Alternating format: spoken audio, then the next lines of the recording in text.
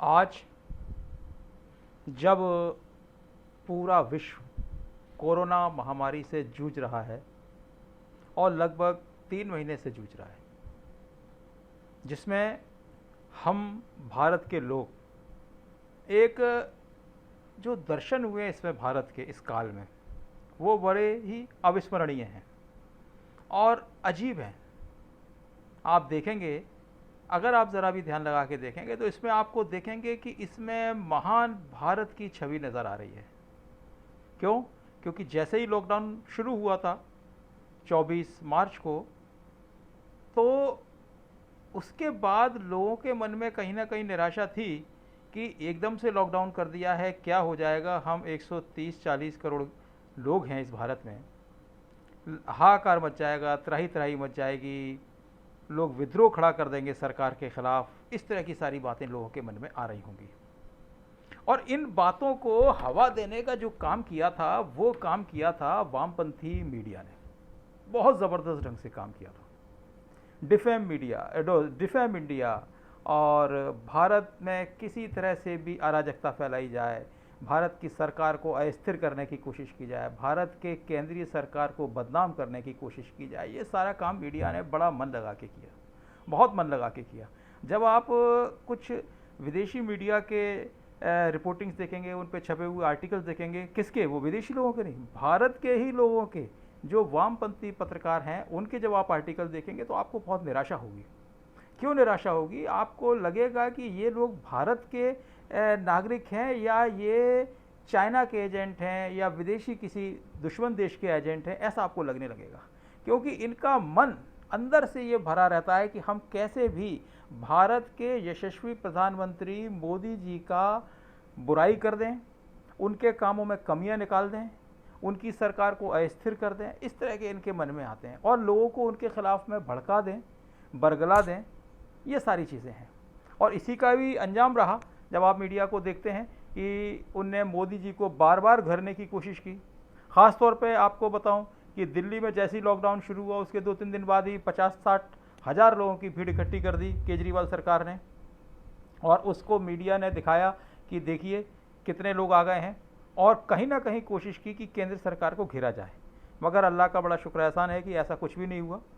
हम जनता समझते हैं कि सच्चाई क्या है, और यही काम आप देखेंगे कि बॉम्बे में भी हुआ, महाराष्ट्र में भी हुआ। अब आश्चर्य की बात है कि ये उसी जगह पे क्यों हुआ जहाँ पे बीजेपी की सरकार नहीं है, ये सोचने की बात है। वो भीड़ इकट्ठी क्यों हुई जहाँ पे बीजेपी की सरकार नहीं है? क्या वो सरकारें, चाहे वो महाराष्ट्र की सरकार हो या दिल्ली की सरकार हो, अपने वहाँ पे प्रवासी मजदूरों को, गरीबों को, हमारे भाइयों को 2 वक्त का खाना नहीं दे पाती?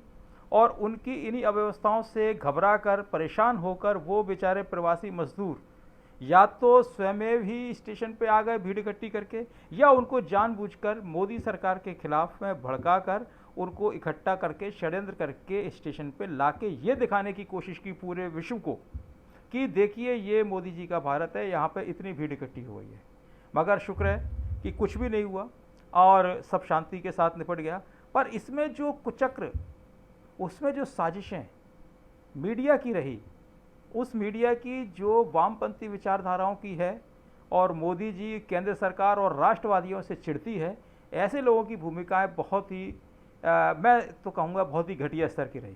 ऐसे में उनको, जिस तरह से आप देख रहे होंगे कि सभी लोग सरकार से हटकर, सभी लोग भारत के, उनने दर्शन दिए, उनने लोगों को खाना खिलाया, लोगों को मास्क बांटे, दवाइयाँ बांटी, जो जो वो लोग कर सकते थे अपने स्तर पर वो किया। क्योंकि ये भारत का संस्कार है, ये भारत की संस्कृति है कि लोगों की मदद करना। और उसके अलग जाकर उस मीडिया ने सिर्फ और सिर्फ भारत का, राष्ट्रवादियों का और राष्ट्रवादी सरकार को बदनाम करने के लिए ही अपने प्रयास करती रही। आपने देखा भी होगा मीडिया में। तो ये जो काम हुआ है वो निश्चित रूप से बहुत घृणात्मक है, भारत को, छवि को खराब करने वाला है।